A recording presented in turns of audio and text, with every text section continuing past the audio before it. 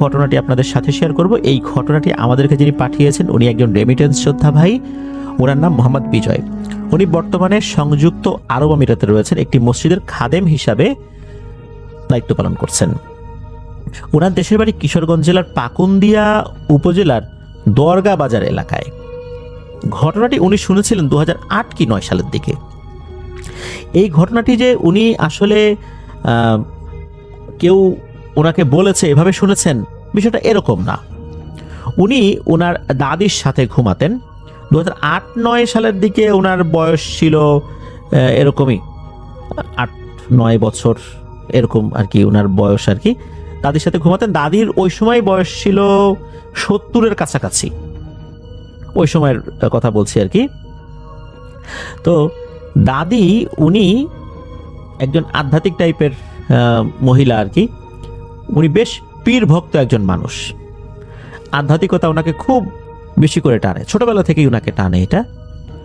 ওনার কাছে ওনার অনেক পরিচিত লোকজন আসতেন, ওনার সাথে গল্প করতেন, মজা করতেন। ওনার সাথে ওনার অনেক বান্ধবীরাও দূর দূরান্ত থেকে দেখা করতে আসতেন। আর যখন আসতেন দাদির জন্য কিছু উপঢৌকনও নিয়ে আসতেন। দাদি অনেকের সাথে যখন গল্প করতেন তখন এই বিজয় ভাই শুনতেন। একবার হয় কি, একজন ভদ্র মহিলা আসছেন, উনি ওনাদের এলাকারই আর কি, খুব পরিচিত আর কি দাদির সাথে, দাদির খুব কাছের একজন মানুষ। গল্প করছেন। ওই সময় আবার বিজয় ভাই ঘরের ভেতরে বিছানার উপর শুয়ে আছেন। উনি শুনছেন যে কি হচ্ছে, কি গল্প করছে। তো ওই ভদ্র মহিলা দাদিকে বলছেন যে ও বুঝি আমার কোমরে না প্রচন্ড ব্যথা, এত ব্যথা আমি কাজ কাম তো করতেই পারি না, বিছানায় একবার শুলে উঠতে পারি না, এপাশ ওপাশ করতে পারি না, অনেক ধরনের জরুরি কাজকর্ম আমার বন্ধ হয়ে যাওয়ার উপক্রম হয়েছে। এই ব্যথার কি সমাধান করা যায়? তুমি তো এরকম কাজ অনেক করছো, আমার একটা সমাধান করে দাও না। এই কথা শোনার পর দাদি একটি বিষয় বলেন, আর সেটি মূলত এই বিজয় ভাই শুনেছিলেন। দাদি গল্প করেন যে ওনার বয়স যখন 40-এর কাছাকাছি তখন একটি ঘটনা ঘটেছিল। দাদি ওই সময় উনি কয়েকটা কাজ করতেন। সেটা হচ্ছে যে ওনার আর একজন বান্ধবী ছিল যার নাম হচ্ছে রহিমা। তো এই রহিমা কি করতেন, বিভিন্ন মানুষদের বিভিন্ন যে সমস্যা থাকে, বিশেষ করে অসুখ বিসুখ, এই যে কোমরে ব্যথা, ঘাড়ে ব্যথা, পায়ে ব্যথা, বাতের ব্যথা বা এই টাইপের আরও যে সমস্ত সমস্যাগুলো আছে, এই সমস্যাগুলো উনি শুনতেন আর সেটা সমাধানের জন্য একটা কাজ করতেন। আর সেই কাজে দাদিও সহযোগী হতেন, দাদি নিজেও করতেন। সেটা হচ্ছে যে এই ধরনের রোগীদের কাছ থেকে টাকা পয়সা নিতেন, নেয়ার পর এটা সমাধানের জন্য শক্তিশালী কিছু জিনদেরকে ভোগ দিতেন। ওনারা জিন সাধনা করতেন না, কিন্তু জিনেদেরকে ভোগ দিতেন। এই ভোগ দেওয়ার নির্দিষ্ট পদ্ধতি ছিল। অনেকগুলো মোমবাতি, তারপর মাটির হাড়ির মধ্যে মিষ্টি, আর কিছু দোয়া দুরুদ আছে। এটা আসলে দোয়া দুরুদও বলা যাবে না, এটা এক ধরনের বিশেষ রিচুয়াল আর কি, সেটা পালন করতে হতো। এই জিনিসটা ওই যে রহিমা দাদি যিনি, উনিও করতেন। আবার যখন উনি কোনো কারণে পারতেন না, সবসময় একজন মহিলা মানুষ রাতের বেলা কোনো একটা জায়গায় গিয়ে এই জিনদেরকে ভোগ দিতে যাবেন, এটাও তো পসিবল হয় না, তখন দাদিকে দিতেন। অনেক সময় বাড়িতে গেস্ট আসতো, এক একজনের বাসায় তো এক এক ধরনের সমস্যা লেগেই থাকে, তো ওইভাবে নিজেরা মেনটেন করতেন আর কি। দাদি পারলে দাদি যেতেন, না পারলে ওই রহিমা দাদি যেতেন। এভাবে দুজন মিলেই এই কাজগুলো করতেন। এই কাজগুলো করার সময় ওনারা একটা বিশেষ জায়গায় যেতেন। ওনাদের বাড়ি থেকে কিছুটা দূরে একটা বিল রয়েছে, বেশ বড় বিল, সেটা এখন আছে। তো ওই বিলের একটা জায়গায় অনেক আগে থেকেই একটা বড় একটা গর্তের মতো ছিল, সেখানে একটা উঁচু ঢিবির মতো আছে আবার সাইডে। ওই উঁচু ঢিবির উপর বসে ওনারা নির্দিষ্ট রিচুয়ালটা করতেন। তখন পানির ভেতর থেকে নাকি কোনো একটা জিন উঠে আসতো। সে এসে ওই মিষ্টিগুলো নিত, কি জন্য আসছে সেটা জিজ্ঞেস করত, আর সেই সমাধানের পদ্ধতি সেটা বাতলে দিত, অথবা সেই জিনটা নিজে সমাধান করে দিত। অনেক মানুষ ভালো হয়েছে। এই কাজগুলো এই যে রহিমা দাদি আর বিজয় ভাইয়ের দাদি, ওনার নাম হলো কমলা, এই কমলা দাদি, এই দুজন মিলেই করতেন, সব কাজ পরামর্শ করেই করতেন আর কি। তো একজন মহিলা এরকম আসছে, তার প্রচন্ড কোমরে ব্যথা, এমন কোমরে ব্যথা তার চলাই দায়। যখন এই কমলা দাদির কাছে আসছেন ওই মহিলা, তখন কমলা দাদি বলেছে ঠিক আছে, এটা সমাধান হবে, তুমি চলে যাও আর এই এই জিনিসগুলো এনে দাও। ওই মাটির হাড়ি, মিষ্টি আর অনেকগুলো মোমবাতি, 10-12টা না, আরো বেশি। ওই মহিলা সেগুলো এনে দেয়। এরপর দাদি বলেন ঠিক আছে তুমি চলে যাও, বাকিটা আমি দেখব। গভীর রাতের বেলা দাদি একা একা চলে গিয়েছেন ওনার বাড়ি থেকে কিছুটা দূরে, সেই জায়গায়, বিলের সেই জায়গাটাতে যেখানে ঢিবির মতো আছে, সেখানে উনি বসে ওই রিচুয়ালটা করবেন। আর উনি যখন ওই বিষয়টা করবেন, এটা কিন্তু আবার ওই রহিমা দাদিকে বলে গিয়েছেন যে আমি তো আজকে একটা কাজে যাব। ওই রহিমা দাদিকে দিতে চেয়েছিলেন কাজটা, কিন্তু রহিমা দাদি বললেন যে ওনার বাড়িতে নাকি মেহমান এসেছে, উনি যেতে পারবেন না। এই কারণে দাদি সেখানে গেলেন। দাদি তো এর আগেও অনেকবার গিয়েছেন, কখনো কোনো সমস্যা হয়নি। এই কাজটা করতে করতে উনি জিন দেখলে আসলে আর ভয় পেতেন না, কারণ হচ্ছে উনি কিন্তু জিন সাধনা করতেন না, কিন্তু যেই পদ্ধতিতে এই কাজটি করতেন, এই পদ্ধতিতে জিনেরা এসে ভয় দেখাতো না, তারা ওই ভোগটা গ্রহণ করত আর ওই নির্দিষ্ট কাজটা করে দিত, এই এতটুকুই, আর কিছু না।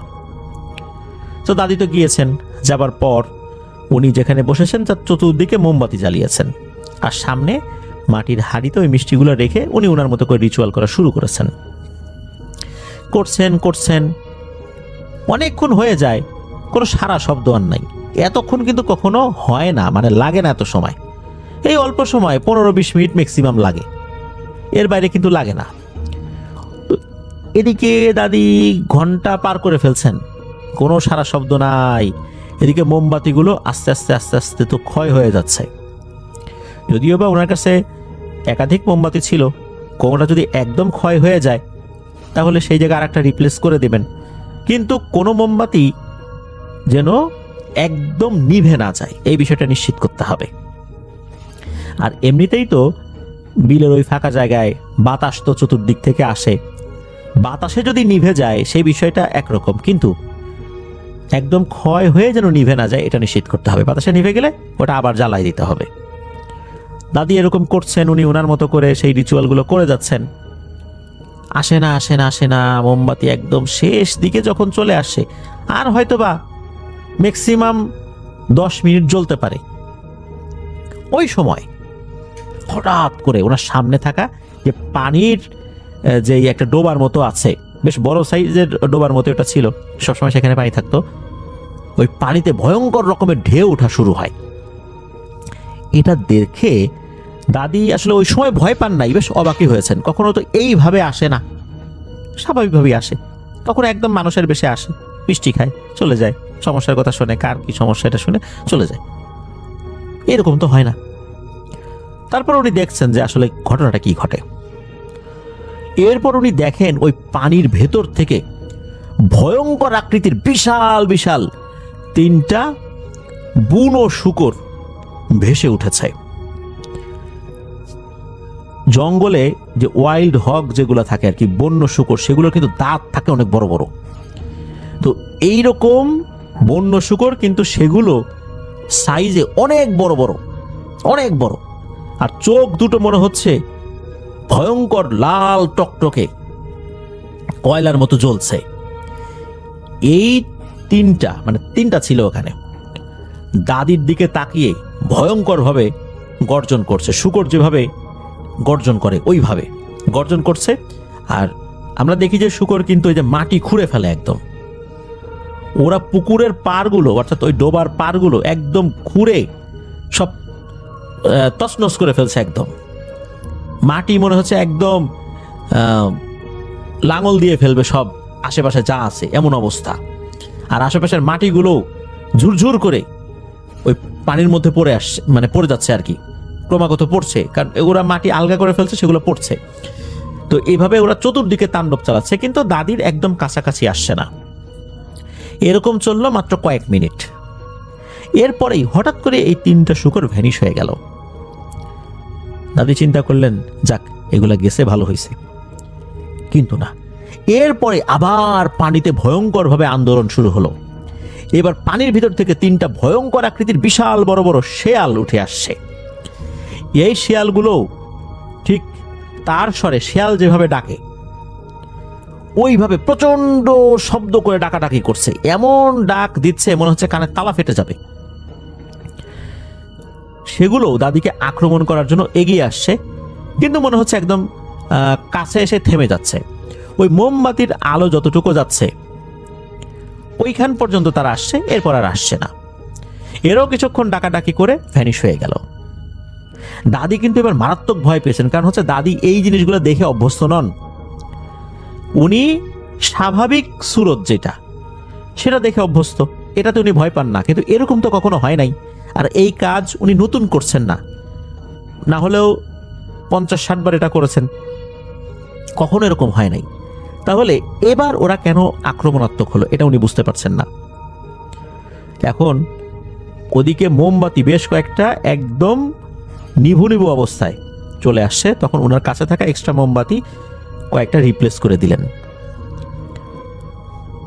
এদিকে মোমবাতি তো খুব বেশি আনা হয় না, কারণ উনি তো এর আগে যতবার করেছেন 10-15 মিনিটের মধ্যে হয়ে গেছে। কোনো মোমবাতি হয়তো বা অর্ধেকটাও শেষ হয় নাই, এর মধ্যেই সবসময় হয়ে গেছে। কখনো তো এই ধরনের সিচুয়েশন উনি পড়েন নাই।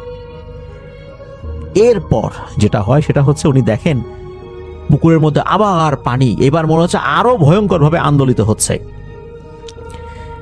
এইবার পানির ভেতর থেকে ভয়ঙ্কর আকৃতির 3টা হাতি বের হয়েছে।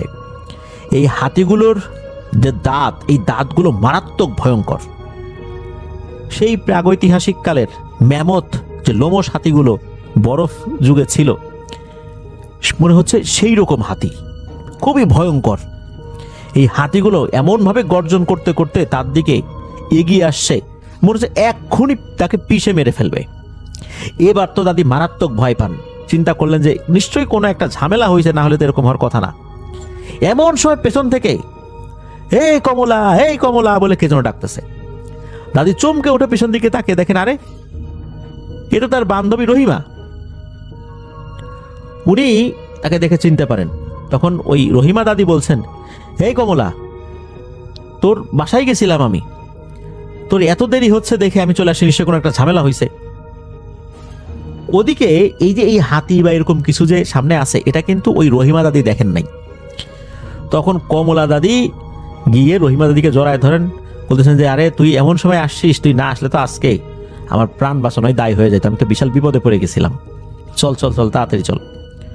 ওখানে ওই সব কিছু রেখেই, ওই যে মিষ্টি ছিল, হাড়ি ছিল, এগুলো সব কিছু রেখেই দাদি ওই রহিমা দাদির সাথে চলে আসেন। আসলে ওরা যে কেন এত আক্রমণাত্মক হয়েছিল এটা দাদি জানতে পারেন নাই। তবে এই ঘটনার পর দাদি কখনোই আর এই কাজ করেননি। এই কাজ ওই রহিমা দাদিও ছেড়ে দেন, কমলা দাদিও ছেড়ে দেন। বুঝতে পেরেছিলেন যে এই কাজটা ওনাদের আসলে ভালো হচ্ছে না, কেননা এটা করার মাধ্যমে মানুষ উপকৃত হচ্ছে, এটা সত্য। বিনিময়ে তো ওনারা কিছু উপঢৌকনও নিচ্ছেন, যে যার সাধ্য অনুযায়ী দেয়। হতে পারে যে জিনেরা এই বিষয়টা ভালোভাবে নেয়নি, এই জন্য তারা ক্ষিপ্ত হয়েছিল। এইবার আর তারা এই কাজগুলো করতে চায় নাই। আর ওনারা তো সাধনা করে এগুলোকে নিয়ে আসেন নাই, এগুলো একটা নির্দিষ্ট পদ্ধতিতে ডাকতেন, ওরা ওই ভোগ খেয়ে যেত, তারা ওই কাজটা করে দিত। এরপর দাদি আর এই কাজটা করেন নাই। যখন ওই যে মহিলাটা এসে তার কোমর ব্যথার কথা বললেন, দাদি এই ঘটনা শুনিয়ে দিয়েছিলেন যে আমি তো এরপর থেকে এত বছর আর কখনো এই কাজটা করি নাই, সুতরাং এগুলো এখন আর পারবো না, আমি এগুলো আর করি না। এই ঘটনাটা শুনেছিলেন বিজয় ভাই। আর দাদি উনি এতটা সাহসী একজন মানুষ। সাধারণত এই যে ভোগ দেয়া এই জিনিসগুলো কিন্তু পুরুষ সদস্যরা অধিকাংশ ক্ষেত্রেই করে থাকেন, কিন্তু দাদি একজন নারী হয়েও এমন সাহসী ছিলেন, এটা আসলেই একটা ব্যতিক্রমী জিনিস আমি বলবো। বিজয় ভাই জানিয়েছেন যে দাদি কিন্তু এখনো জীবিত আছেন, মানে যেহেতু বয়স হয়ে গেছে কিছুটা তো অসুস্থতা তার ভিতরে আসবেই, সেই ধরনের বার্ধক্যজনিত কিছু সমস্যা তার মধ্যে আছে। মাঝে নাকি ওনার একবার ক্যান্সার ধরা পড়েছিল। ডক্টর ওনাকে থেরাপি নেওয়ার পরামর্শ দিয়েছিলেন, কিন্তু দাদি সেটাতে রাজি হন নাই। দাদি বিশেষ এক ধরনের হোমিওপ্যাথি ওষুধ খেয়েছিলেন। আল্লাহর অশেষ রহমতে দাদি পরিপূর্ণভাবে সুস্থ হয়ে গেছেন। তার শরীরে এখন কোনো ক্যান্সার নাই, একদম সুস্থ, অর্থাৎ ক্যান্সার থেকে উনি সুস্থ। দাদি এখনও বিভিন্ন ওয়াজ মাহফিল এগুলোতে অ্যাটেন্ড করেন, এগুলো শুনতে তার খুব ভালো লাগে। আর বিজয় ভাই দাদির জন্য দোয়া চেয়েছেন, আমরা তার জন্য দোয়া করি আল্লাহ তাআলা তার ভুল ত্রুটিগুলো ক্ষমা করুন। কারণ আসলে এই ভোগ দেওয়ার এই ব্যাপারগুলো, এগুলো তো আসলে ভালো কাজ না। তবে উনি যেহেতু ওই কাজ থেকে ফেরত এসেছেন, উনি এই আধ্যাত্মিক আলোচনাগুলো শুনতে খুব পছন্দ করেন। ধন্যবাদ জানাচ্ছি বিজয় ভাইকে।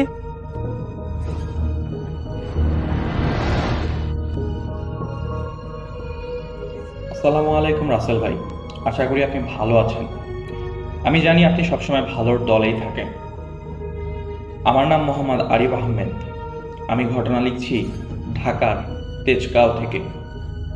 তো রাসেল ভাই, আমি আজকে যে ঘটনাটি শেয়ার করতে যাচ্ছি, এই ঘটনাটি মূলত ঘটেছিল আমার বাবার সাথে। মানে আমার বাবার নিজের সাথেই এই ঘটনাটি ঘটেছিল। তো রাসেল ভাই, দেরি না করে আমি আমার ঘটনায় চলে যাই। রাসেল ভাই, আমি আজকে যে ঘটনাটি শেয়ার করতে যাচ্ছি, এটি মূলত একটি বিলের ঘটনা। আমার বাবা আমার বাবা তখন গ্রামের বাড়িতে থাকতেন। আমি আমার গ্রামের বাড়ির একটু বর্ণনাটা দিয়ে নিই। আমার গ্রামের বাড়িতে একটি সোজা রাস্তা আছে। রাস্তার এক পাশে লোকবসতি এবং অপর পাশে একটি বড় বিল আছে। তো মোটামুটি ঘটনাটি এই বিলকে ঘিরেই। তো আমার বাবা ছোটবেলায় মাছ ধরতে অনেক পছন্দ করতেন, মানে তার একটি নেশা ছিল বলা চলে। তো মাছ ধরার সময় এই ঘটনাটি ঘটে। তো বাবা আমাকে যেভাবে বলেছেন আমি সেভাবেই বলার চেষ্টা করছি, কোনো ভুল ত্রুটি হলে ক্ষমা সুন্দর দৃষ্টিতে দেখবেন। একদিন বৃষ্টি এসেছে, মানে বর্ষার সময় আমাদের বিলটা হয় কি, মানে উছলায় যায়, যার কারণে অনেকে খোঁচা বা জাল নিয়ে, আমাদের একটা উঁচু জায়গা আছে যে পাশ দিয়ে পানি নিষ্কাশন হয়, তো আমার বাবা সেখানে মাছ ধরতে চায়। আমার বাবা সেই রাতে করে কি, তখন একটি টর্চ নেয়। আমার বাবা তখন মূলত, আমার বাবার বয়স ছিল 18 কিংবা 19 বছর এরকম সময়। তো আমার বাবা খুব সাহসী ছিলেন। তিনি একটি টর্চ এবং একটি খোঁচা নিয়ে বিলের যে পাশ দিয়ে পানি নিষ্কাশন হয়, মানে মোটামুটি ওই সাইডের আর একটু দূরে গেলে দেখা যায় যে পানিটি স্বাভাবিক থাকে। যে জায়গায় পানি স্বাভাবিক থাকে সে জায়গায় মাছ ধরার উদ্দেশ্যে যায়। তো রাসেল ভাই, এখানে আমি একটি জিনিস বলা বাহুল্য যে যেখানে পানিটা শান্ত থাকে সেখানে একটি বিশাল বড় বাঁশঝাড় রয়েছে, এবং এই বাঁশঝাড়টি অনেক আগের, অনেক পুরাতন বাঁশঝাড়, বাবা আমাকে বলেছিলেন। তো তিনি যখন মাছ ধরতে যান তখন একটি খোঁচা এবং একটি লাইট নিয়ে গিয়েছিলেন। তো সেখানে মাছ ধরার সময় আমার বাবা যখন নামেন তখন একটু টিপটাপ বৃষ্টি হচ্ছিল। মোটামুটি আরও কয়েকজন মাছ ধরতে গিয়েছিল, কিন্তু তারা কাছে ছিল না, তারা দূরে ছিল, দূরে মাছ ধরছিল একটি জায়গায়। তো আমার বাবা পানিতে নামেন। হ্যাঁ, তখন লুঙ্গি পরে গিয়েছিল, লুঙ্গিটা একটু উপরে তুলে আমার বাবা হাঁটু পানিতে নামেন বা ওই পানির আশেপাশ দিয়ে হাঁটতে থাকেন, মানে মাছ আছে কি না। তখন দেখা যায় যে অনেক পুকুর থেকে অনেক বড় বড় শোল মাছ বের হয়ে আসে, বা ওই যে ওইখানে আরও পুকুর ছিল, দেখা যায় যে ওগুলো না পুরোপুরি মাছ না ধরাতে দেখা যায় যে বড় বড় শোল মাছ এবং টাকি মাছ এগুলা বের হতো। তো আমার বাবা খোঁচা নিয়ে হাঁটতে থাকেন। হুট করে আমার বাবা প্রায় 1 হাত লম্বা হবে এরকম একটি শোল মাছ দেখতে পান, এবং আমার বাবা সেই মাছটি শিকার করেন, মানে মাছের পিঠ বরাবর খোঁচাটি হানেন। তো মাছটি সেখানে আটকা পড়ে এবং আমার বাবা মাছটি ধরে ফেলে। ধরে আমার বাবার কাছে সেরকম কিছু ছিল না, তো একটি দড়ি সে নিয়ে গিয়েছিল, দড়ির সাথে মাছের মাথাটা বেঁধে নেয়। তো রাসেল ভাই, ঘটনাটি এখানেই ঘটে। আমার বাবা যখন এই মাছটি মারে, তখন আমার বাবা ভাবে যে বড় একটা মাছ পাইছি, এখন আর মাছ মারার দরকার নাই, বাড়িতে যাই। তো আমার বাবা সে মাছটি নিয়ে বাড়িতে আসে। বাড়িতে এসে খুশি মনে তার মাকে বলেন, মানে আমার দাদিকে বলেন যে আম্মা, বড় একটা মাছ পাইছি, মাছটা কাটো।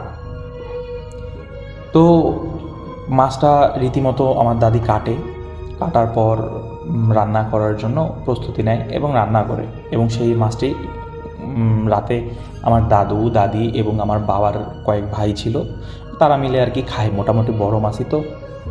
তো আমার বাবার সাথে ঘটনাটি ঘটে সেই রাতে। আমার বাবা যখন ঘুমিয়ে যান, তখন তিনি একটি স্বপ্ন দেখতে পান। স্বপ্নের মধ্যে তিনি দেখেন, তিনি যে মাছটিকে মেরেছেন এটি আদতে মাছ নয়, এটি হলো একটি জিন। এটি তাকে সেই রাতে, মানে স্বপ্নের মধ্যে এভাবে একটি বর্ণনা দেয়। এবং সেই রাতে হুট করে আমার বাবার শরীরে প্রচণ্ড পরিমাণ জ্বর আসে।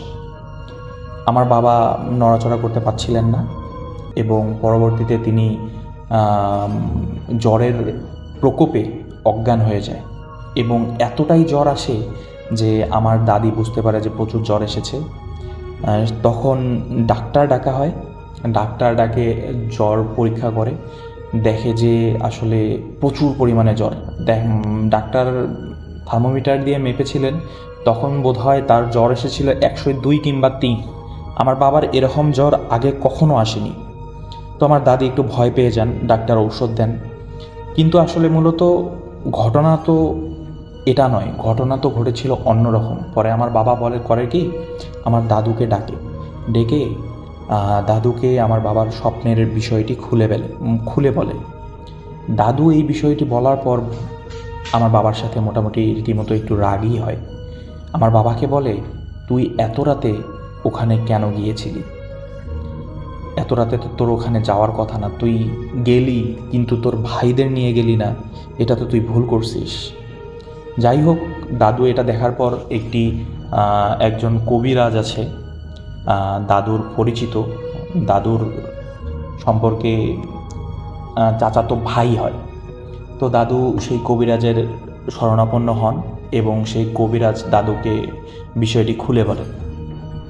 তখন কবিরাজ দাদু সেই দিন এই বিষয়টি শুনেই আমাদের বাড়িতে চলে আসে এবং বাড়িতে আসার পর আমার বাবাকে জিজ্ঞেস করে আসলে মূলত কী ঘটনা ঘটেছিল। আমার বাবা দাদুকে মোটামুটি খুলে বলে কী ঘটনা ঘটেছিল।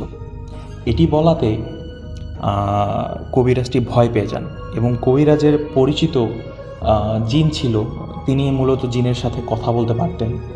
তিনি সেই জিনের সাথে যোগাযোগ করার চেষ্টা করেন এবং বলেন যে এটি কী ঘটেছিল। এবং সেই জিনটি রীতিমতো তাকে বলে যে আমার বাবা যে মাছটি শিকার করেছিল এই মাছটি আদতে মাছ নয়, এটি হলো একটি জিন। জিনটি সে সময় মাছ রূপেই সেখানে চলাচল করছিল, কিন্তু আমার বাবা ভুলবশত মাছ ভেবে এটিকে শিকার করে। তো সেই জিনটি ছিল খারাপ জিন, যার কারণে সে জিনটি আমার বাবার উপর ভর করেছে, মানে বাবার উপর চেপেছে এবং তাকে সে মেরে ফেলবে। এখন আমার দাদু তো সম্পূর্ণ ভয় পেয়ে যায় এবং এই কথাটি শোনার পর আমার দাদি প্রচণ্ড কান্না শুরু করে দেয়। এবং তখন আমার দাদু তার ভাইকে জিজ্ঞাসা করে, মানে কবিরাজকে জিজ্ঞাসা করে যে আসলে এটা কিভাবে এখন কি করা যায়। তখন কবিরাজ বলে এটি ছাড়ানো এতটাও সম্ভব না, একদম যে অসম্ভব তাও নয়। পরে মানে কবিরাজ দাদু করে কি, তার যে জিনটি ছিল তার কাছে পরামর্শ চায় যে কি করা যায়। তখন জিনটি কিছু উপায় বলে দেয় যে একটা জায়গা আছে, সে জায়গায় যেতে হবে, গিয়ে একটি মুরগি এবং আরও কিছু ফলমূল, 3-4 পদের ফলমূল সেখানে রেখে আসতে হবে এবং রেখে আসার পর পিছনে ঘুরে তাকানো যাবে না এবং আমার বাবাকেই সেখানে যেতে হবে এবং সাথে কবিরাজ দাদুও যাবে। তো রীতিমতো সে ঘটনাই ঘটে। আমার বাবা এবং কবিরাজ দাদু যে জায়গাটির কথা বলে সে জায়গায় যায় হ্যাঁ, যখন যায় তখন কবিরাজ দাদু আমার বাবাকে মূলত বলেছিল তুমি পিছনে ঘুরে তাকাবে না, এই কথা বলে নিয়ে গিয়েছিল।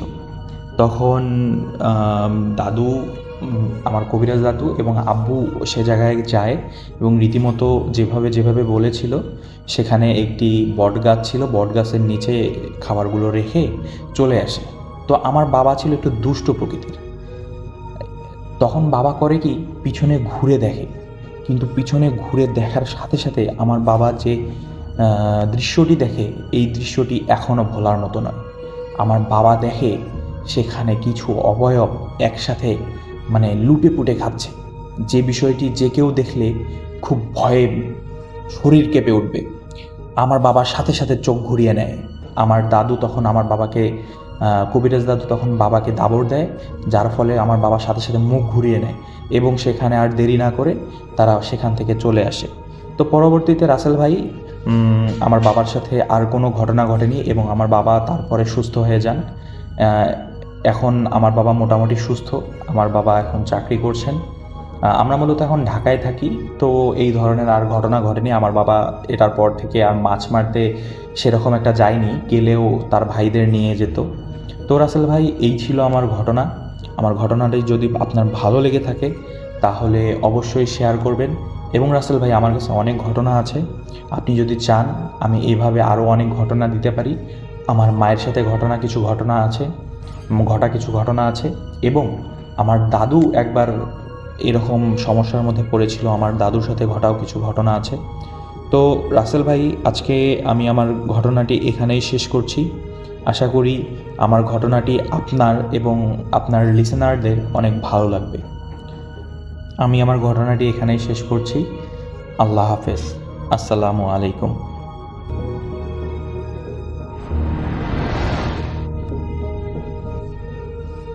আমার নাম তাহা জুয়ের অঙ্গন, আমি মোহাম্মদপুরে থাকি।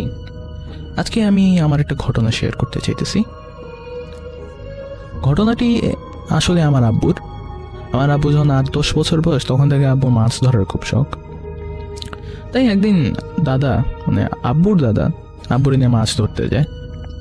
সেই রাতটা ছিল কৃষ্ণপক্ষের রাত, যে পূর্ণিমার পরে যে লাল চাঁদটা উঠে, সেই লাল চাঁদটাই কৃষ্ণপক্ষের রাত। 8-10টার মতো ছিপ নিয়ে যায় মাছ ধরার জন্য, আর টোপ হিসেবে ছিল ওই ছোট ছোট পুঁটি ট্যাংরা, ওই মাছগুলো। এখন আব্বু আর দাদার একটা নির্দিষ্ট আর কি এই মাছ ছিল যে ওরা কালবাউস মাছ ধরবে। তো এই জন্য এখন তারা একটা ঢিবির মতো জায়গা সিলেক্ট করে, ওখানে একটা দিঘি আছে, সেই দিঘিটার ওইখানে ঢিবির মতো জায়গা সিলেক্ট করে ওইখানে সে ছিপগুলো গাড়ি দিয়ে ওখানে টোপ বসায় দেয় ছিপের মাথায় দিয়ে ছেড়ে রাখছে। তার একটু দূরেই যায় সেরে ওখানে ছাউনি পাইতে আব্বু দাদা বসে আছে। এখন নর্মালি রাত্রেবেলা এই দিঘিতে অনেক মাছ ধরা পড়ে, কিন্তু সেই দিন রাতে কোনো মাছই ধরা পড়তেছে না।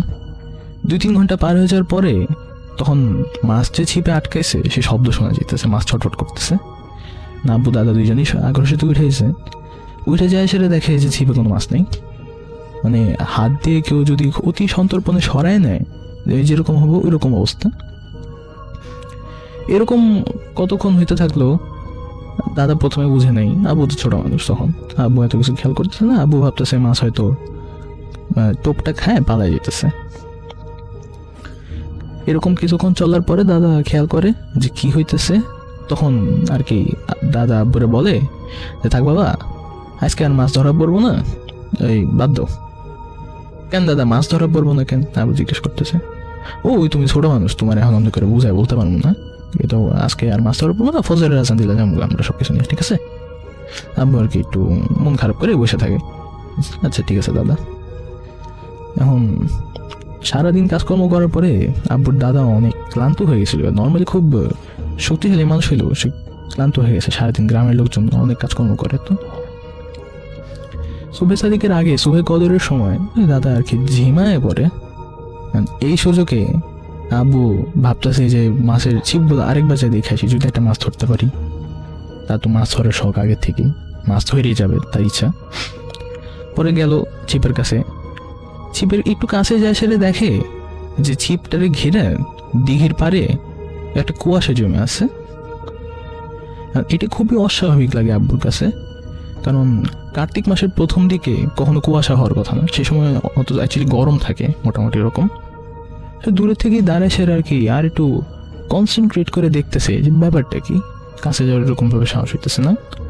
তো তখন আর কি খেয়াল করে যে সেই কুয়াশার মাঝখানে একটা অবয়ব দাঁড়ায় আছে মানুষের মতো দেখতে, কিন্তু সেই অবয়বটা প্রচণ্ড লম্বা, এত লম্বা যে আব্বু উপরের দিকে তাকায় সেটা মাথা দেখতে পারতেছে না, এরকম লম্বা। আব্বু তো তখন বেশ ভয় পেয়েছে, ব্যাপার কি, এটা কি জিনিস আসলো কোথেকে আবার। তো ওই সময় গ্রামের লোকজন তো নর্মালি এইসব বিষয় শুনে অনেক কথাবার্তা বলে যে ভূত বা জিন প্রেতের কখনো পা মাটি ছয় না, এরকম কথাবার্তা সবসময় থাকে। আব্বু ওই সেই অবয়বটা পায়ের দিকে তাকায় দেখে যে ওইটা মাটিতে পা ছুঁইতেছে না। এই সময় আব্বু এইবার বেশ রীতিমতো ভয় পায়। সে যখন উপরের দিকে আবার চেহারা দেখার জন্য মাথা তুলে তাকাইছে, তখন দেখে যে সেই অবয়বটা আব্বুর দিকে ঘাড় ঘোরায় তাকাইলো, চোখগুলা আগুনের ফুলকির মতো জ্বলতেছে আব্বুকে দেখে। মাথা সেই লম্বা দাঁড়ায় থাকা অবস্থা থেকে ঘাড় কুজো করে আব্বুর দিকে আগায় আসে। আব্বু যে ভয় পাইতেছে জিনিসটা দেখা, এটা যেন সেই প্রেতটা বুঝতে পারে বেশ উপভোগ করতেছে। আব্বু তো তখন চিনছে যে এই টাইপের প্রেতগুলারে পিশাচ বলে। এখন কাছে যখন আসতেছে এটা দেখে আব্বু তখন আর কি উল্টা ঘুরে দেয় দৌড় দিয়ে যায় সেরে দাদার সঙ্গে ধাক্কা খায়।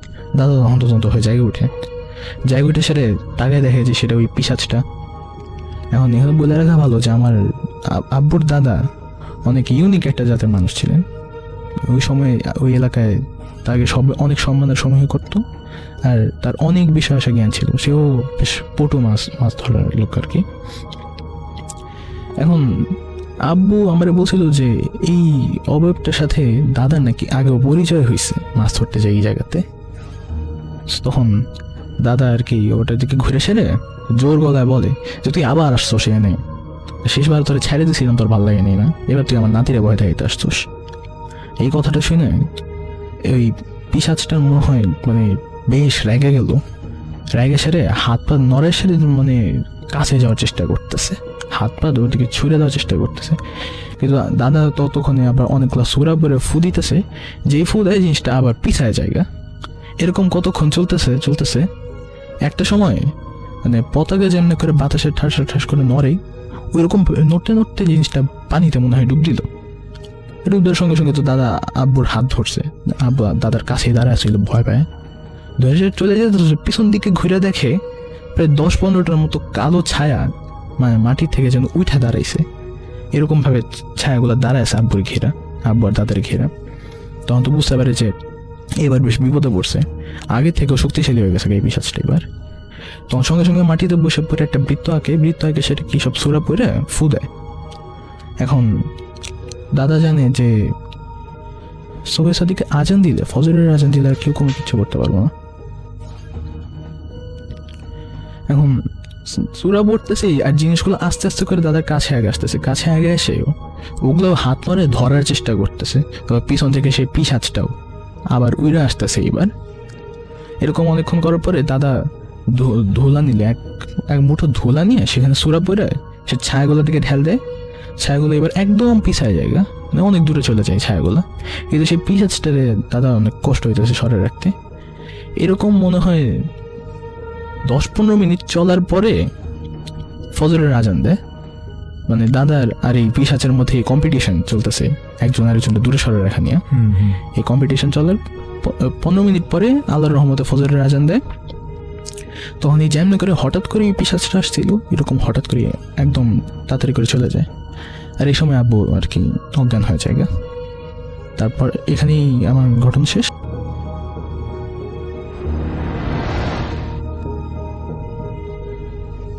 যিনি ঘটনাটি পাঠিয়েছেন তার নাম আবু বক্কর, ব্রাহ্মণবাড়িয়ার বাঞ্ছারামপুর থানা থেকে ফরদাবাদ গ্রাম থেকে তিনি একটি ঘটনা পাঠিয়েছেন।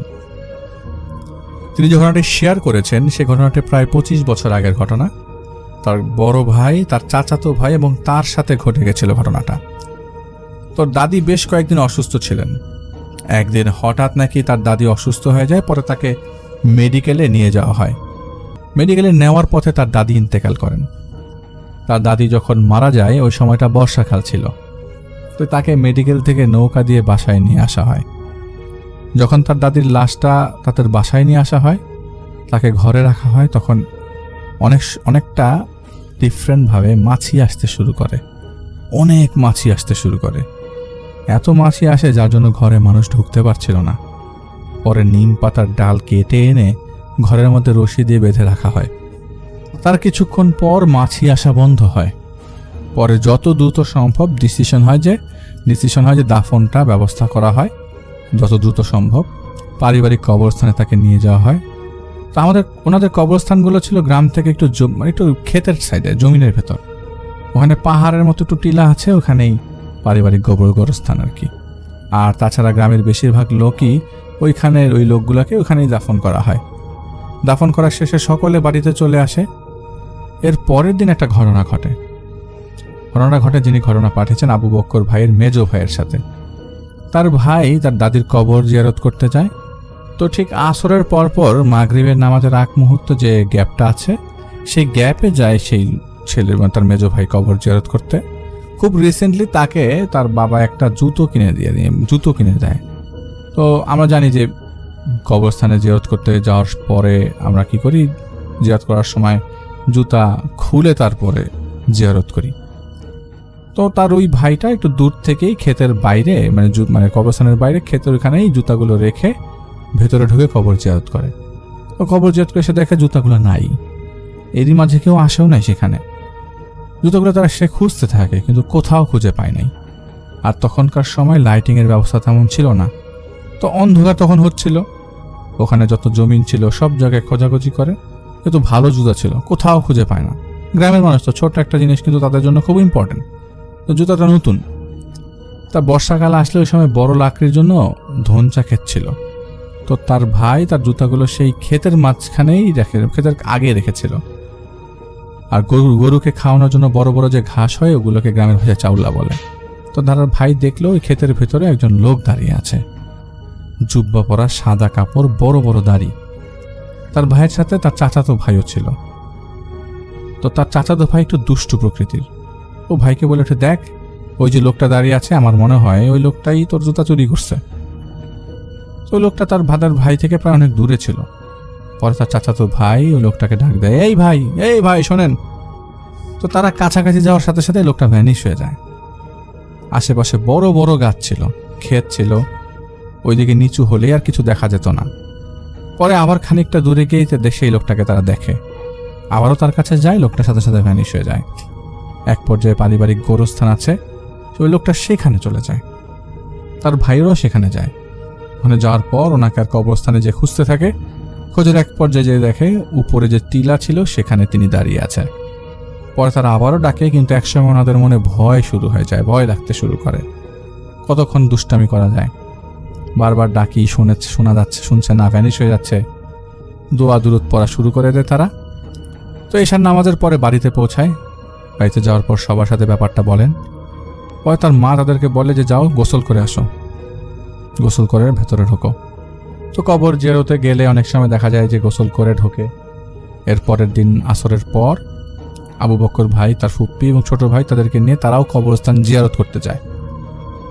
তো কবর জিয়ারত করে শেষ করে বাসায় আসার সময় সেই ধান খেতে যে জায়গায় পানি দেয় সেই আইলের উপরে সেই জুতাগুলো তারা পেয়ে যায়। এই জুতাগুলো সেই জায়গায় তখন ওই মুহূর্তে ছিল না, কিন্তু ওই জুতার বেল্ট সহ কেউ কেটে ফেলে রেখে গেছে। সবাই তো দেখে অবাক, যদি কেউ নিতে তাহলে জুতাটা পুরাটাই নিয়ে যেত, কিন্তু বেল্ট কেন কেটে দিয়ে যাবে? যে আমার কাকা এগুলো আমার ভাইকে দিয়েছিল, সেগুলো এখানে কিভাবে আসলো? তো ওরা তো কালকে অনেক খুঁজলো, পেল না। এর জুতাগুলো যেখানে রাখছিল কবরস্থান থেকে প্রায় অনেকটা দূরে। পরে তারা জুতাটা বাইরে নিয়ে আসে, বাড়িতে নিয়ে আসে, এবং পরবর্তীতে আবু বকর ভাই নিজেও সেই জুতাটা পরেছিল, সমস্যা হয়নি। তবে মাঝে মাঝে তার মনে হতো সে যখন জুতাটা পরে হাঁটে তখনও তার সাথে কেউ হাঁটে, কেউ তাকে পেছন থেকে ডাকে। হঠাৎ করেই তিনি মাগরিবের কিছুক্ষণ আগে বাজারে যায়, কোন একটা দরকারি কাজে বাজারে যাচ্ছিল। তখন ছিল বর্ষাকাল, বাজারে যাওয়ার জন্য তাদের নৌকা দিয়ে পার হওয়া লাগতো।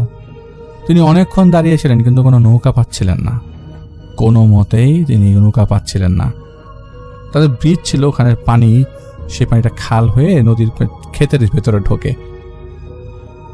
তো তারা অনেক ডাকাডাকি করার পরও ওই ঘাটের কাছে কোনো নৌকা আসে না। তো তিনি চিন্তা করেন যে নৌকা যেহেতু পাচ্ছিলেন না, ওই ছোট জায়গাটা, নদীটা সে সাঁতার দিয়ে ওপারে চলে যাবে। তারপর তিনি পানিতে নামেন, সাঁতরে ওই পারে যাওয়ার জন্য চেষ্টা করেন।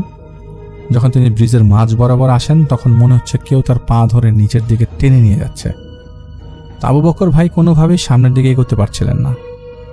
শুধু কোনোভাবে তিনি তার মাথার হাতগুলো উপরের দিকে রেখে সাঁতার কাটার চেষ্টা করে। পরে তাদের এলাকার এক কাকা ছিল, উনি খুব দূর থেকেই লক্ষ্য করছিল। পরে দ্রুত একটা নৌকা নিয়ে তার কাছে আসে এবং ওই মুহূর্তে আসার পর তিনি দেখেন শুধু আঙ্গুলগুলো দেখা যাচ্ছে আবু বকর ভাইয়ের। পরে উনি তাকে টেনে তোলে, নৌকায় তোলে, তাকে বাড়িতে নিয়ে যায়। পরে একটু তিনি স্বাভাবিক হওয়ার পর সবাই তাকে জিজ্ঞেস করে কি হয়েছে। পরে সবাইকে তিনি বলেন। এরপর থেকে যখন তাদের জমিতে কোনো কাজের উদ্দেশ্যে কেউ কোথায় তিনি যেতেন, তখন তার মনে হতো তার সাথে কেউ চলছে। আরেকদিন এসার সময় তাদের জমিতে ধান কাটার পর গোসল করতে যাবে তিতাস নদীতে। তো তার ভাই, গ্রামের আরও কিছু ছেলেরা মিলে গোসল করতে যায়। তো ঘাটের সাথেই তাদের একটা মসজিদ ছিল। তিনি যেটা করেন যে তিনি একটা ঘাটলা দিয়ে যান, বাকিরা অন্য ঘাটলা দিয়ে যায়, কিন্তু ওই ঘাটলাতে তিনি একা ছিলেন। তো তিনি যখন ওগুলোর ভেতর দিয়ে যাচ্ছিলেন, তখন তিনি দেখেন যে একজন লোক দাঁড়িয়ে আছে, জুব্বা পরা। বাচ্চারা যেভাবে হামাগুড়ি দেয়, ওই জুব্বা পরে তিনি হামাগুড়ি দিয়ে আসছেন। তো কিছুক্ষণ দাঁড়িয়ে দাঁড়িয়ে ওনার চলে যাওয়ার অপেক্ষা তিনি করছিলেন, কিন্তু কোনোভাবেই তিনি যাচ্ছিলেন না, বরং আরও খারাপভাবে তাকিয়েছিলেন। ভয়ে তিনি অজ্ঞান হয়ে যান। তো তিনি যখন ঘাটে গোসল করতে যান নাই, যেহেতু ফেরত আসেন নাই, তখন অনেকক্ষণ সময় যাওয়ার পর তাদের সমবয়সী বন্ধু বান্ধব ছেলেরা খুঁজতে খুঁজতে এই দিকের ঘাটলার দিকে এসে দেখে তিনি অজ্ঞান হয়ে পড়ে আছেন। পরে তারা তাকে বাসায় নিয়ে যায়। বাসায় জ্ঞান আসার পর সবাই তাকে জিজ্ঞাসা করে কি হয়েছে। তিনি বলেন এই সমস্যা, এটা হয়েছে, এবং মসজিদের ইমাম সাহেবের সাথে কথা বলে তাকে তাবিজ এনে দেওয়া হয়। তাছাড়া গ্রামের একটা প্রচলন আছে, যদি কেউ ভয় পেত তাকে বটি বা দা, যেটাই বলি না কেন, সেটার মাথায় একটু লবণ রেখে সেই লবণ পরা খাওয়ানো হতো। তো তারপর থেকে গ্রাম থেকে শহরে তিনি চলে আসেন। শহরে আসার পর তিনি তেমন কোনো সমস্যায় পড়েননি, তবে মাঝে মাঝে তার ভয় লাগে। যখনই তিনি হাঁটেন তার কাছে মনে হয় তার সাথে এখন কেউ হাঁটছে, পেছন থেকে ডাকছে, হয়তো ঘাড়ের মধ্যে হাত দিয়ে ধরেছে। এটাই ছিল ঘটনা।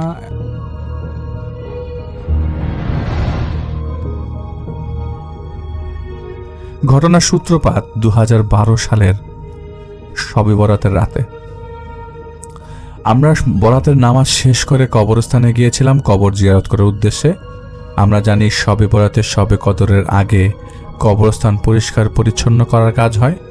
সেবারও সেরকম পরিষ্কার পরিচ্ছন্নতার কাজ হয়েছিল।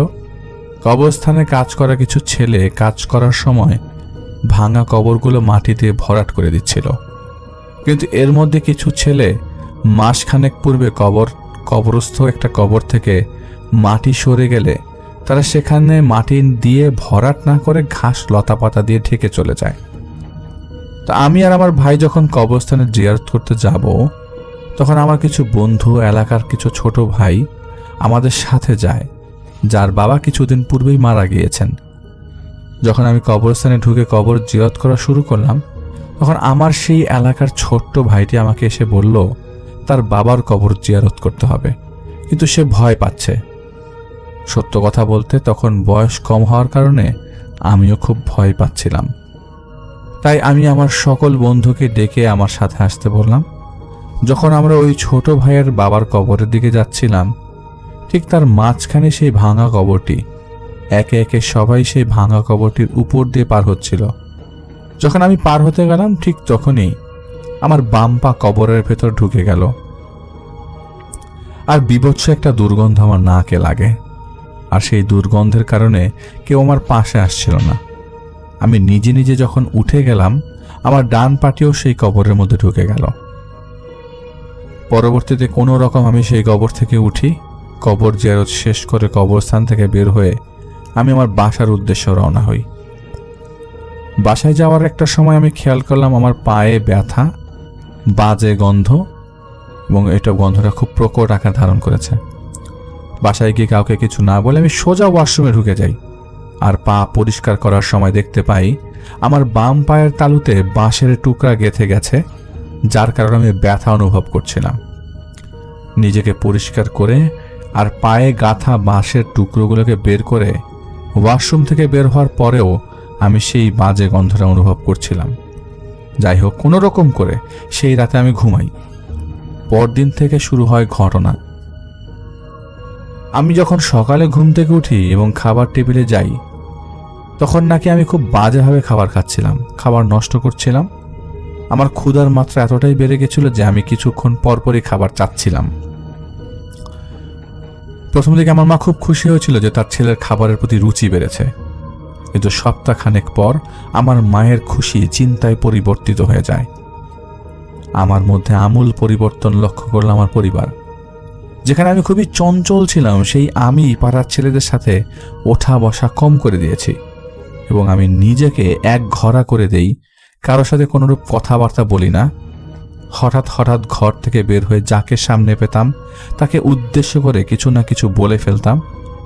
আশ্চর্যের বিষয়, আমি যাকে উদ্দেশ্য করে যাই বলতাম না কেন, ঠিক তাই নাকি হয়ে যেত। যেমন আমার বড় মামা বাংলাদেশে অবস্থিত শ্রীলঙ্কার একটি মাল্টিন্যাশনাল কোম্পানিতে কাজ করত, কিন্তু আমি নাকি তাকে উদ্দেশ্য করে বলেছিলাম যে তার চাকরি আর থাকবে না। ঠিক তার পরের দিনই নাকি তার চাকরি চলে যায় কোনো কারণ ছাড়াই। আমার বড় বোনের বিয়ের প্রায় সব ঠিক হয়ে গেছিল। আমি তাকে বলেছিলাম যে তার বিয়ে ভেঙে যাবে, এবং ঠিক তাই হয়, তার বিয়ে ভেঙে যায়। এরকম আরও ছোট ছোট ঘটনা শুরু হয়। এসব হওয়ার পর আমার বাবা চিন্তিত হয়ে যায় যে আমাকে আমার বাবার ধর্মীয় শিক্ষার গুরুর কাছে নিয়ে যায়, এবং তিনি বিভিন্ন আমল আর তদবির করার পর সেই কারিন জিনকে হাজির করে। যখন হুজুর সেই কারিন জিনকে প্রশ্ন করে কেন সে আমার সাথে এরকম কাজ করছে, সেই কারিন জিন জানায় আমি যখন কবরের মধ্যে পড়ে যাই, আমার পা সেই কবরস্থ লাশের বুকের পাঁজরে গিয়ে লাগে এবং সেই পাঁজরের কিছু হাড় আমার পায়ের মধ্যে গেঁথে গিয়েছিল। যাকে আমি বাঁশের টুকরো মনে করেছিলাম, তার মধ্যে কিছু হাড়ের টুকরোও ছিল, তা আমি তখন বুঝতে পারিনি। এখন সেই কারেন জিন সেই হাড়ের টুকরোগুলো ফেরত চায়। তখন হুজুর জানায় সেই টুকরোগুলো ফেরত দেওয়া অসম্ভব। এখন সেই হাড়ের টুকরোগুলো কোথায় সেটা কেউ জানে না, অসম্ভব।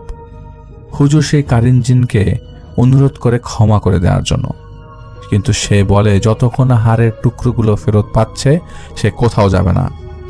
তখন হুজুর বাধ্য হয়ে আমার উপর কুরআনুল কারীমের আয়াত পাঠ করা শুরু করে দেয়, জমজমের পানি নিক্ষেপ করে এবং শরীর বন্ধ করার জন্য 8 গিট দিয়ে একটা কালো কাইতন আমার বাম হাতে বেঁধে দেয় এবং আমার বাবাকে বলে আমি যাতে কোনোভাবে 4 দিন অবধি কবরস্থানের রাস্তা দিয়ে চলাচল না করি। উল্লেখযোগ্য এই যে আমার স্কুলের রাস্তা সেই কবরস্থানের পাশ দিয়ে যেতে হয়। হুজুরের কথা অনুযায়ী আমার বাবা প্রথম দিন আমাকে অন্য রাস্তা দিয়ে স্কুলে নিয়ে গেলেও আসার সময় বন্ধুদের সাথে আমি কবরস্থানের রাস্তা দিয়ে আসি। রাতে বাবা যখন আমাকে জিজ্ঞেস করে কোন রাস্তা দিয়ে এসেছি, তখন বাবার ভয়ে আমি মিথ্যা বলি যে আমি সকালের পথ দিয়েই বাসায় ফিরেছি। দ্বিতীয় দিন আমি বাবার কথায় মাথায় রেখে অন্য পথ দিয়ে আসা যাওয়া করি, কিন্তু তৃতীয় এবং চতুর্থ দিন আমি আবারও আমার বন্ধুদের সাথে কবরস্থানের পথ দিয়ে আসা যাওয়া করি। পঞ্চম দিন আমার তেমন কোনো সমস্যা হয়নি, কিন্তু ষষ্ঠ দিন থেকে আবার আমার আগের সমস্যাগুলো শুরু হয়। রাতে যখন বাবা কাজ শেষ করে বাসায় ফিরে, তখন মা বাবাকে আগের সমস্যাগুলোর কথা বলে। বাবা দৌড়ে এসে আমার বাম হাতে সেই তাবিজটি খুঁজতে থাকে।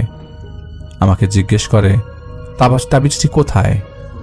আমি নাকি অদ্ভুতভাবে আমার বাবাকে জিজ্ঞেস করে বলতে থাকি আমাকে আমার জিনিস ফেরত দাও, আমি চলে যাব। আমার জিনিস ফেরত দাও, আমি চলে যাব।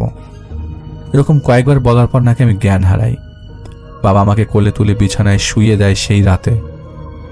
আমার বাবা আমার সাথেই ঘুমিয়েছিল। হঠাৎ মধ্যরাতে বাবার ওয়াশরুমে যাওয়ার প্রয়োজন হলে বাবা ঘুম থেকে উঠে যায় এবং দেখতে পায় আমি বিছানায় নেই।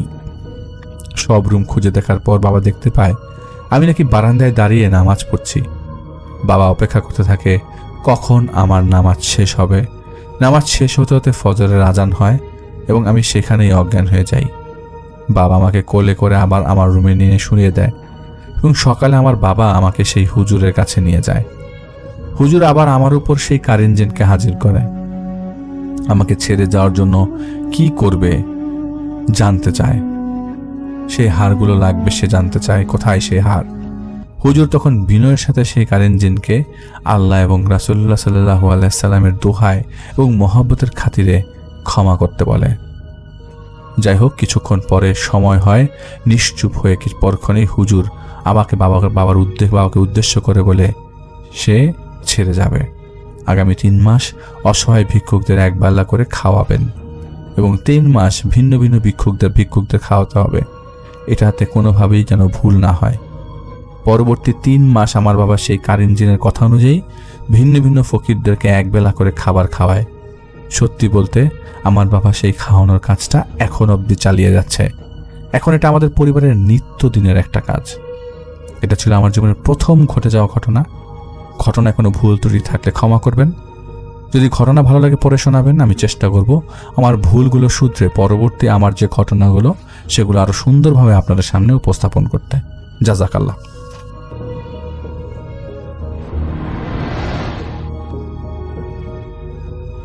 এই ঘটনাটি আমাদের সাথে শেয়ার করেছেন মাহবুব হাসান মাহিম, ঢাকা থেকে, এবং তিনি তার এক দুঃসম্পর্কের মামার একটি ঘটনা আমাদের সাথে শেয়ার করেছেন, বেশ আগে ঘটে যাওয়া, এবং তিনি আমাকে রিকোয়েস্ট করেছেন আমি যেন ঘটনাটা আমার মতো করে আপনাদের সাথে শেয়ার করি।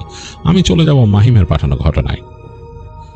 90-এর দশকের ঘটনা, বেশ অনেকদিন হয়ে গেছে, যদিও মনে হয় না, তবে বেশ সময় পার হয়ে গেছে। তো সেই সময়কার ঘটনা এটি ঢাকার একেবারেই আউটস্কার্টের একটা অংশে, মানে ঢাকার একেবারে শেষ প্রান্তের দিকের একটা অংশের ঘটনা এটি। সেই জায়গায় ঘটনাটা ঘটেছিল। মাহিমের এক মামা ছিলেন দুঃসম্পর্কে, তিনি ওই এলাকায় বিয়ে করেন এবং সেখানে বিয়ে করার পরে ওটা তখন তার শ্বশুর বাড়ি। তো সেখানে এক সময় তাকে নতুন বিয়ে করার কিছুদিন পরে পিঠার দাওয়াত দেওয়া হয়। তো নতুন জামাই আসবে এবং সেখানে রেওয়াজ ছিল জামাই আসলে 2 দিন থাকবে, সেখান থেকে পিঠা বানিয়ে খাওয়ানো হবে এবং তিনি সেখানে পিঠা খাবেন, একটু ঘোরাফেরা করবেন, তারপর তিনি যাবেন আর কি। অনেকটা আমাদের গ্রাম বাংলার যেই ঐতিহ্য অনেকটা সেরকমই। তো মাহিমের সেই মামা তিনি সেই দাওয়াত পেয়ে তিনি চলে যান শ্বশুর বাড়িতে এবং গিয়ে তখন ওই এলাকায় বেশ ঘোরাফেরা করেন। তার কাছে বেশ লাগে, কারণ তখন ওই জায়গাটাতে অনেকটা মোফাজ্জলের মতো ফিলিংস ছিল। বেশ সুন্দর পরিবেশ, প্রকৃতি অনেক বেশি ডানা মেলে আছে, সেখানে গাছপালা অনেক, নদী আছে এবং সেখানে বাজার যে বসে, একটা মানে সাপ্তাহিক বাজারও বসে, সেখানে মানুষ যায় এবং শীতের সময় পিঠা পায়েস তৈরি হয়। তো যখন তিনি গিয়েছেন তখন শীতকাল এবং পিঠা তৈরি হবে, এই কারণে তাকে দাওয়াত দেওয়া হয়েছে পিঠা খাওয়ানোর জন্য। তো তিনি বেশ এনজয় করছেন নতুন জামাই হিসাবে। তো এরকমই একটা সময় একদিন রাতের বেলা তিনি ওখানে একটা ব্যাপার ছিল যে বাসাগুলো ছিল মানে এই তখন কিন্তু একেবারে অনেকটা সেই গ্রামের মতোই ছিল বাড়িগুলো। এখানে মানে দেখা যাচ্ছে যে এরকম একটা বাড়ি তার থেকে দূরে, মানে এই একই জায়গার উপরে, একই ভিটার উপরে এখানে একটা ঘর, সেই ঘরের মধ্যে এখানে 2টা ঘর, আবার ওই পাশে 2টা ঘর, এরকম করে ছেয়ে আছে চারিদিকে। এবং এই সবগুলো ঘরের জন্য বাথরুম ছিল বেশ খানিকটা দূরে। আর সেই মামার যে শ্বশুর বাড়ি, মাহিমের মামার যে শ্বশুর বাড়ি, সেটা ছিল একটা নালার পাশে। নালা বলতে সেটাকে বলা হয় একটা খাল, একটা ছোট খাল ছিল। সেই খালটা নাকি বেশ মানে নোটোরিয়াস ছিল, বেশ বদনাম ছিল খালের। সবাই ভয় পেত খালটাকে, কারণ খালের আশেপাশে অনেক কিছু ঘটতো, মানুষ অনেক কিছু দেখতো এবং অনেক রকম বিপদের সম্মুখীন হয়েছে মানুষ সন্ধ্যার পরে খালের কাছে গিয়ে। এবং কারণ খালটা একেবারে গাছগাছালি দিয়ে ঘেরা, ওই জায়গা দিয়ে, যেই জায়গা দিয়ে গিয়েছে বেশ ছোট। এখন নাকি খালটা নাই, খালটা নাকি ভরাট করে ফেলছে পরে, বাট তখন ছিল। এবং খালটা খুব সংকীর্ণ ওই জায়গায় এবং গাছগাছালি একেবারে ছেয়ে গেছে। আর খালের একটা পাশে একটা জায়গা বেশ নোংরা ছিল। তো যাই হোক, এই বর্ণনাটা দেওয়ার কারণ হচ্ছে যে আপনাদের বুঝতে সুবিধা হবে ঘটনাটা। তো মাহিমের সেই মামার শ্বশুর বাড়িটা ছিল এরকম যে অনেকগুলো ঘর, মাঝখানে উঠোন, আপনারা দেখেছেন এরকম ঘর, এই ধরনের বাড়ি, এবং গাছপালা আছে বেশ। এবং এই সবগুলো ঘর নিজেদের পরিবার, একান্নবর্তী পরিবার যারা ছিল তারা সবাই থাকতো এখানে। তো তাদেরকে দেওয়া হয়েছে একটা ঘরে থাকতে। ঘরটা হচ্ছে একেবারে সাইডে, এই ঘরগুলো থেকে একেবারে সাইডে একদম নতুন তোলা একটা ঘর। তো সেখানে মাহিমের সেই মামা তিনি আছেন। রাতের বেলা অনেক গভীর রাত হয়ে গিয়েছে এবং তার হঠাৎ করে ইচ্ছে হলো যে তিনি রেস্টরুমে যাবেন, তার প্রয়োজন পড়লো রেস্টরুমে যাওয়ার। তো তিনি তখন প্রায় গভীর রাত 1-2টা বাজে, তো তিনি একবার চিন্তা করতেছেন যে আমি উঠাবো নাকি বাসায়, ওয়াইফকে উঠাবো নাকি। পরে চিন্তা করলেন যে ওয়াইফকে উঠায় লাভ কি, এই রাতের বেলা ওকে নিয়ে আমি যাব, আমি যখন রেস্টরুমে যাবো ওকে দাঁড়া করে রাখবো বাইরে, এরকম রাত ঝিঝি পোকা ডাকতেছে একেবারে, মানে বেশ কঠিনভাবে শোনা যাচ্ছে, মানে একেবারেই মানে পুরো গ্রামের পরিবেশ ওই জায়গায়। এবং ঢাকার আউটস্কার্টে কিন্তু এখনও অনেক জায়গা আছে, আমি নিজে গিয়েছি, যখন রেডিওতে শো করতাম তখন আমরা শো করতে এক জায়গায় গিয়েছিলাম, সেখানেও রাতের বেলা একেবারে একই রকম পরিবেশ। তো তিনি চিন্তা করলেন যে ওকে উঠালে ওর নিয়ে দাঁড়া করে রেখে আমি রেস্টরুমে যাবো, কেমন ব্যাপার। তো এই চিন্তা করে তিনি চিন্তা করলেন আবার অন্য কাউকে তো বলা যায় না, বাসার অন্য কাউকে এত রাতে উঠায় বলবো, কি বলবে যে জামাই ভয় পেতেছে। তো তিনি চিন্তা করলেন ধর আমি একাই যাই, কি সমস্যা। তো তিনি রাতেরবেলা উঠে আস্তে করে তিনি পায়ে স্যান্ডেলটা লাগিয়ে উঠে গেলেন, দরজাটাকে টেনে দিলেন বাইরে থেকে, যাতে আবার অনেক সময় দেখা যায় যে ওই সব অঞ্চলে শিয়াল টিয়াল রাতের বেলা চলাফেরা করে, কিছু ঢুকে না যায়, তিনি দরজাটাকে ভালো মতো টেনে দিলেন রাত বাইরে থেকে, দিয়ে হেঁটে হেঁটে বেরোলেন। তো বেরিয়ে দেখতেছেন ঘরের উঠান ভর্তি কুয়াশা, মানে ঠান্ডা, বেশ ঠান্ডা পড়ছে, তো বেশ কুয়াশা হয়ে গেছে, তার নিজেরও কাঁপুনি লেগে গেল ঠান্ডা বাতাসে, এবং মানে মনে হলো যে একেবারে ঝিঝি পোকার শব্দ আরো বেশি স্ট্রংলি শোনা যাচ্ছে।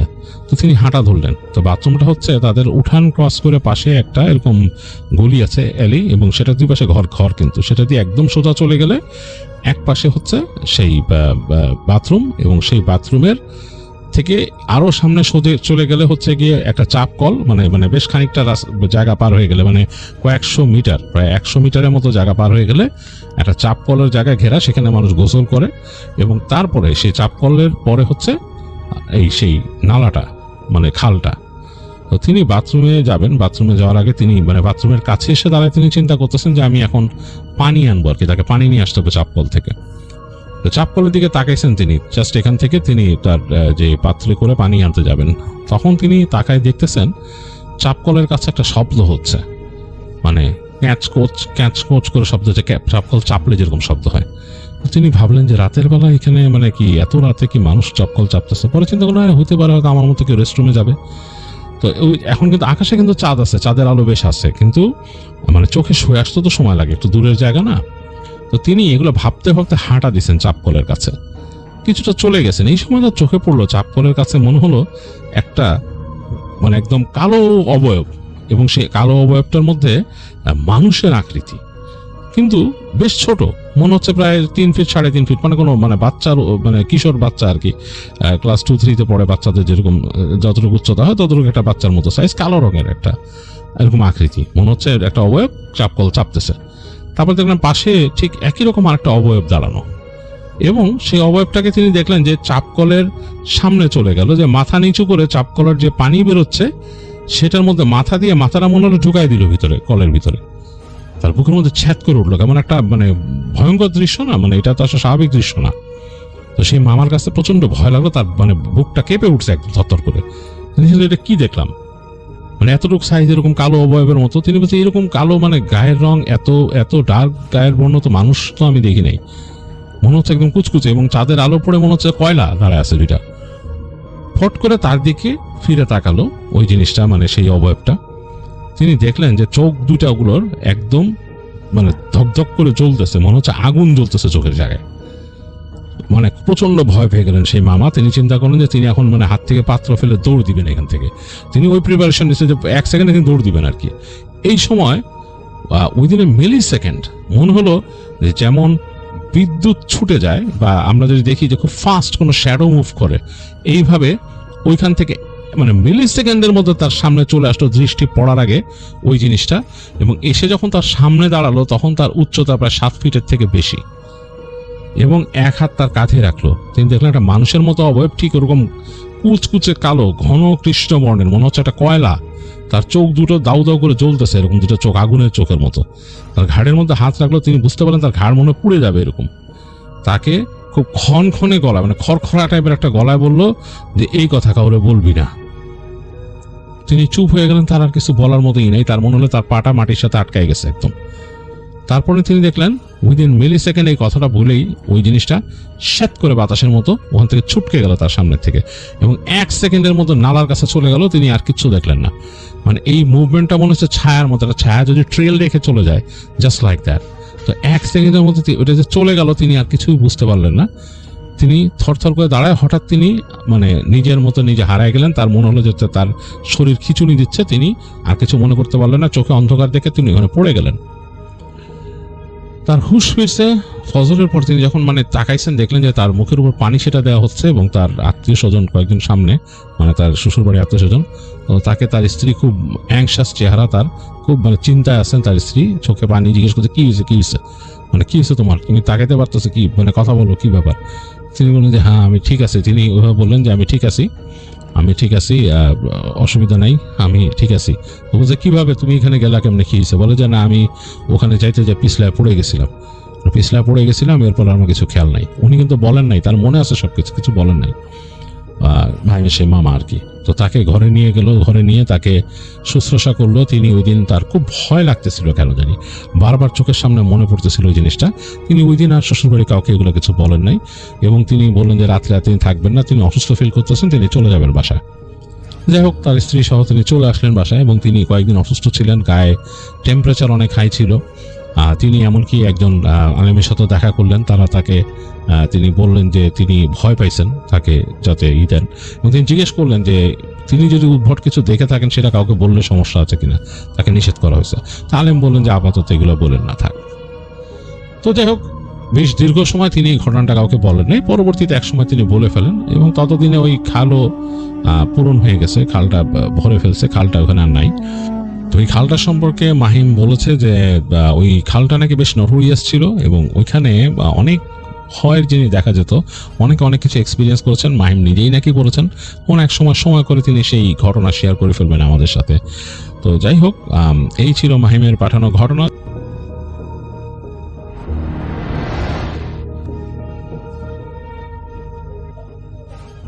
আসসালামু আলাইকুম রাসেল ভাই, আশা করছি আপনি ভালো আছেন। আমি জানি আপনি সবসময় ভালোর দলেই থাকেন। তো রাসেল ভাই, আমার নাম মোহাম্মদ আরিফ আহমেদ। আমি আজকে ঘটনাটি লিখছি লালমনিরহাট থেকে, লালমনিরহাট থেকে।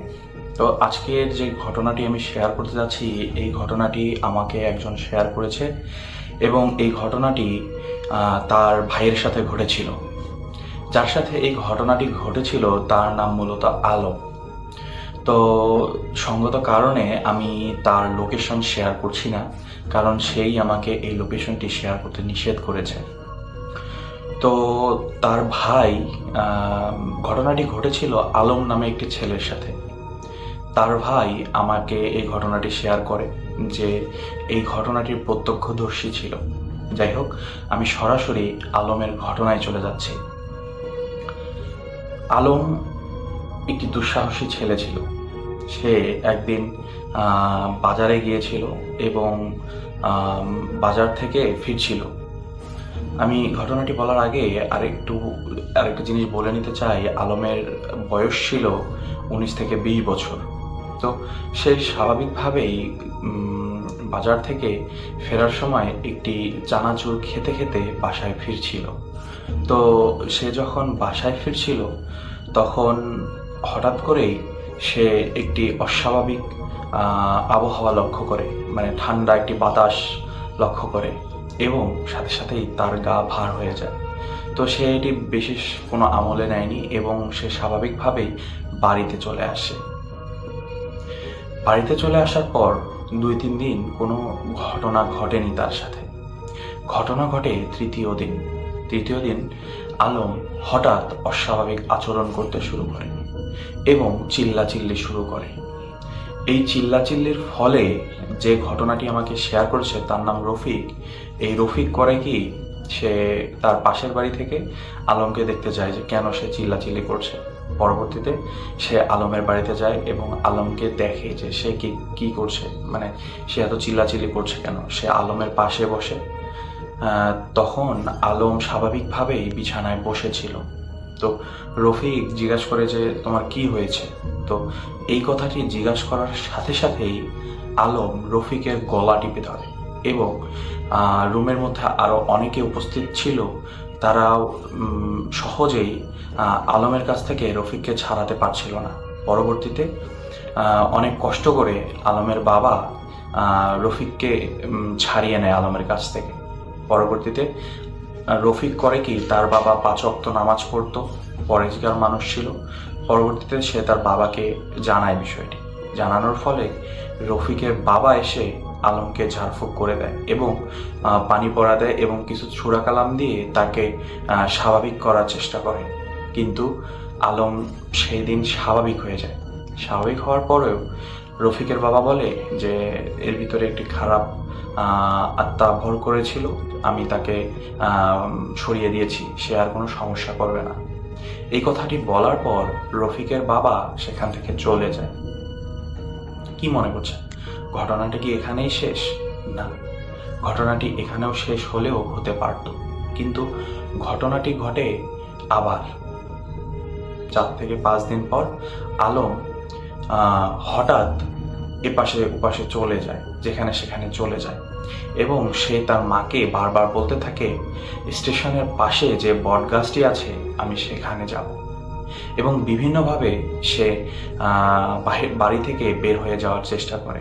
যার কারণে আলমের বাবা মা করে কি একটি সেকল দ্বারা আলমকে বেঁধে রাখে, কিন্তু তারপরেও তাকে বেঁধে রাখা সম্ভব ছিল না। একদিন বিকেলের ঘটনা বলি। আলম বিকেলবেলা বাইরে বের হয়েছে, সাথে তার মাও ছিল পিছনে। তো আলম স্বাভাবিকভাবেই তার সহপাঠীদের বন্ধুদের সাথে খেলা করছিল। খেলতে খেলতে এক পর্যায়ে তাকে নিয়ে একজন হাসাহাসি করায় আলম করে কি তাকে কাছে ডাকে যে এদিকে আয়। তখন রফিক সেখানেই ছিল। আলম স্বাভাবিকভাবেই তাকে কাছে ডাকলো এবং সে কাছে আসার সাথে সাথে আলম একটি বিভৎস হাসি দিয়ে তার সহপাঠী একটি বন্ধুর গলা টিপে ধরে এবং তাকে প্রায় মেরেই ফেলছিল। সেই সময় তার বন্ধুরা এবং আরও কয়েকজন বড় লোক এসে তাকে ছাড়িয়ে নেয় এবং আলমকে বাড়িতে নিয়ে যাওয়া হয়। সেই দিন রফিকের বাবা আবার সেখানে আসে, এসে আবারও সেম কিছু ঝাড়ফুঁক এবং পানি পড়া দেয় এবং বলে যে তাকে চোখে চোখে রাখতে, এবং রফিকের বাবা এটাও বলে যে আমার দ্বারা এটি সম্ভব নয়, বড় একটি হুজুরকে ডাকতে হবে, বড় কোনো হুজুরকে ডাকতে হবে যে হুজুর এই কাজটি করতে পারবে। পরবর্তীতে বড় হুজুরকে ডাকা হয়, কিন্তু বড় হুজুর আসতে কয়েকদিন লেট করে। এরই মধ্যে আরেকটি ঘটনা ঘটে। পরের দিন কয়েকদিন পর সকালবেলা এখান থেকে ফোন আসে। ফোনে জানানো হয় আলম নাকি বাস স্ট্যান্ডে পড়ে শুয়ে আছে। তো পড়ে শুয়ে আছে, এই সময় তাকে নিতে যাওয়া হয় এবং আশেপাশে যিনি ফোন করেছিল তাকে জিজ্ঞেস করা হয় সে এখানে কিভাবে আসলো। তিনি বলেছিলেন যে তিনি একটি মহিলার সাথে এখানে এসেছিলেন এবং হঠাৎ করে অজ্ঞান হয়ে গেলেন এবং মহিলাটির সাথে সাথেই সেখান থেকে চলে যায়। পরবর্তীতে বড় হুজুর আসলে তিনি দেখতে পান আলম খাটের ওপর বসে সুন্দর করে কোরআন তেলাওয়াত করছে না দেখেই। রফিকের বর্ণনা মতো আলম একবার মক্তবে গিয়েছিল, কিন্তু মক্তবে মার খেয়ে সে কখনোই আর মক্তবে আরবি শিখতে যায়নি। তো রফিক চিন্তিত হয়ে যায় যে আলম তো কখনোই কোরআন শরীফ পড়তে পারতো না এবং সে আরবিও ভালো করে শেখেনি, তাহলে কিভাবে সে এত সুন্দর করে কোরআন তেলাওয়াত করছে। পরবর্তীতে বড় হুজুর আসার পর সে তার জিনকে হাজির করে এবং জিনটি এসে হুজুরের সাথে কথা বলে। সেই জিনটি বলছিল যে আমি ভালো জিন এবং আমি আলমকে বাঁচানোর জন্য এখানে এসেছি। আমি একটি তাবিজ লিখে দিচ্ছি, এই তাবিজটি মুড়িয়ে আলমের কাছেই রাখতে। কালকে যে ঘটনাটি ঘটেছিল, তাকে যে বাস স্ট্যান্ডে অজ্ঞান করে ফেলা হয়েছিল, এটি মূলত আমিই করেছিলাম। আমি যদি তাকে অজ্ঞান না করতাম তাহলে তাকে সেদিন মেরেই ফেলা হতো। পরবর্তীতে সেই জিনটি তাবিজ লিখে চলে যায় এবং হুজুর সেখানেই থাকে কিছুক্ষণ। 3 থেকে 4 ঘন্টা পর আলম আবার অস্বাভাবিক আচরণ করতে শুরু করে। তখন হুজুর করে কি, তখন পর্যন্ত যে তাবিজটি দিয়ে যাওয়া হয়েছিল সে তাবিজটি লাগানো হয়নি, কারণ হুজুর এর কারণ জানতে চাচ্ছিল। পরবর্তীতে হুজুর করে কি, আলম অস্বাভাবিক আচরণ করলে হুজুর করে কি সেই জিনকে উপস্থিত করে, যে জিনটি আলমকে ধরেছিল। তো পরবর্তীতে আলমের মুখ থেকে একটি অস্বাভাবিক মহিলার আচরণ শোনা যায়। তার কণ্ঠটি একটি মহিলার আচরণে পরিবর্তন হয়েছিল এবং মহিলাটি বলছিল যে আলম যেদিন বাজার থেকে চানাচুর খেতে খেতে আসছিল, সেদিনই আমার তার উপর অনেক রাগ জন্মে। আমি গাছের ডালে বসেছিলাম, সে আমাকে দেখে মুখ ভেঙচিয়েছে, যার কারণে আমি তার পিছু নিয়েছি। আমি তাকে ছাড়বো না, আমি তাকে খতম করে দেব। তো এ ধরনের আরও বিভিন্ন ধরনের কথা বলতে থাকে। তো হুজুরটি আরও বিভিন্ন ধরনের সূরা কালাম পড়ে এবং সেই জিনটিকে তাড়ানোর চেষ্টা করে এবং পরবর্তীতে অন্য একটি জিন যে তাবিজটি দিয়ে গিয়েছিল, সেই তাবিজটি আলমের কোমরের মধ্যে বেঁধে দেওয়া হয়। পরবর্তীতে আলম স্বাভাবিক হয়। পরে আর কোনো এ ধরনের অস্বাভাবিক কোনো ঘটনা ঘটেনি। সেদিনের পর থেকে আলম স্বাভাবিক হয়ে ওঠে। কিন্তু যে পিচাসটি ধরেছিল, সেই পিচাসটি আবার আমার আলমের পিচাসটি আলমের বন্ধুর বাবার পিছনে লাগে, যে তাকে দুবার সারানোর চেষ্টা করেছিল। পরবর্তীতে রফিকের আব্বু 5 ওয়াক্ত নামাজ পড়ায় এবং বিভিন্ন ধরনের হাদিস কালাম এবং বিভিন্ন ধরনের সূরা জানায়।